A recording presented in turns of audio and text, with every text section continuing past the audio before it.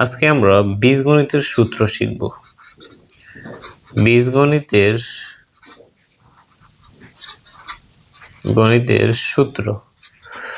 সূত্র অথবা সূত্রাবলী। বীজগণিতের সূত্র, তাহলে প্রথমে যে সূত্রটা আসে সেটা হচ্ছে a plus B whole square.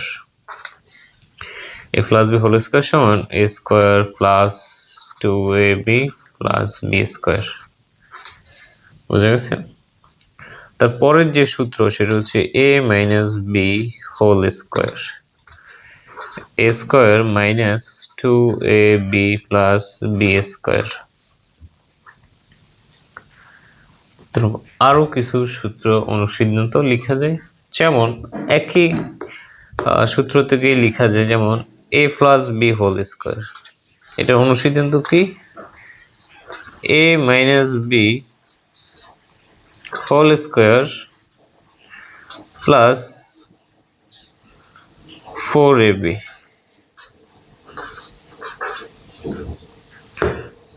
ঠিক একই দেখো সূত্র অনুসিদ্ধান্ত দেখো। আর একটা হচ্ছে a minus B whole square সমান a plus B whole square minus 4ab।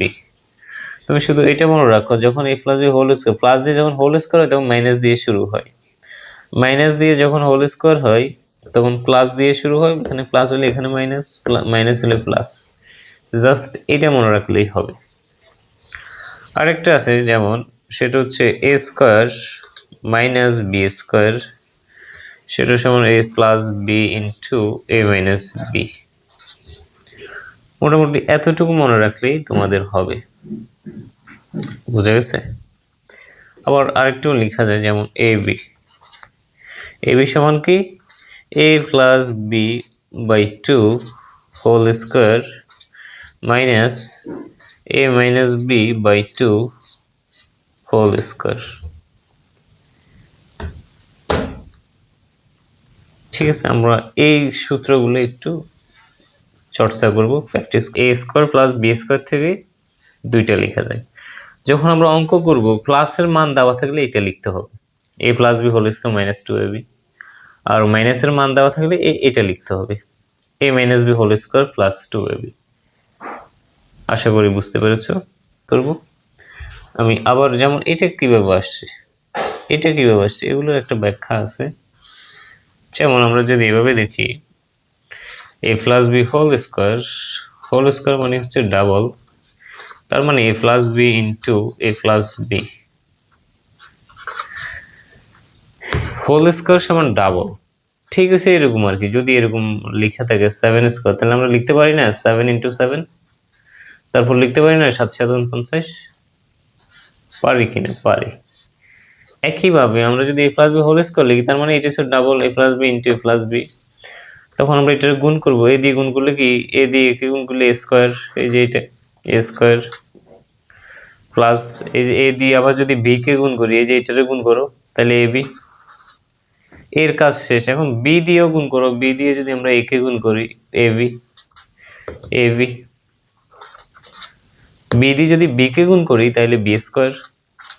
তাহলে কি দাঁড়াইলো, a স্কোয়ার প্লাস এই যে ab 2ab, যোগ করলে কি 2ab, ab এবং ab দুটো যোগ করলে 2ab প্লাস b স্কোয়ার। ঠিক এটা আসছে।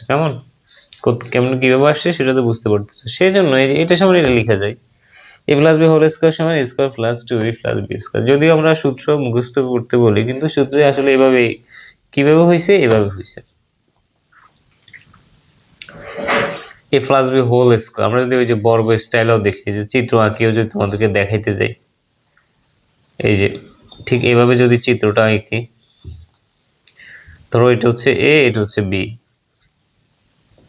এটা a, এটা b,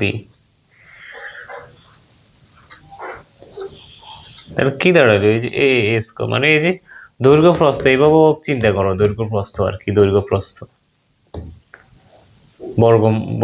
বর্গ মানে তো সবকিছু সমান, দৈর্ঘ্য প্রস্থ সব সমান। তাহলে a দিয়ে কে গুণ করলে a স্কোয়ার, a দিয়ে b কে গুণ করলে ab, এ দিয়ে বি কে গুণ করলে এ বি, বি দিয়ে বি কে গুণ করলে বি স্কোয়ার। এখানে কি পাইতেছো? এ স্কোয়ার পাইতেছো। এই যে এ বি, আচ্ছা আমরা এগুলো লিখি। এ বি দুইটা, তার মানে plus two A B, R B square, এই যে বি স্কোয়ার গুলো যোগ আর কি, এইভাবে। তো সূত্র নিয়ে কোনো টেনশনের কিছু নাই, আমরা আস্তে আস্তে সবগুলাই শিখবো, সবকিছু শিখবো, সহজভাবেই শিখবো। আশা করি তোমরা বুঝতে পেরেছো।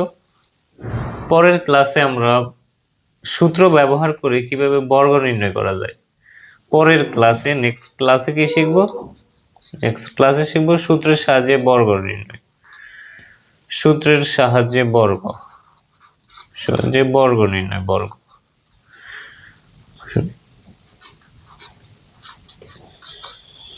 ঠিক আছে, এখন আজকের ক্লাস এতটুকুই।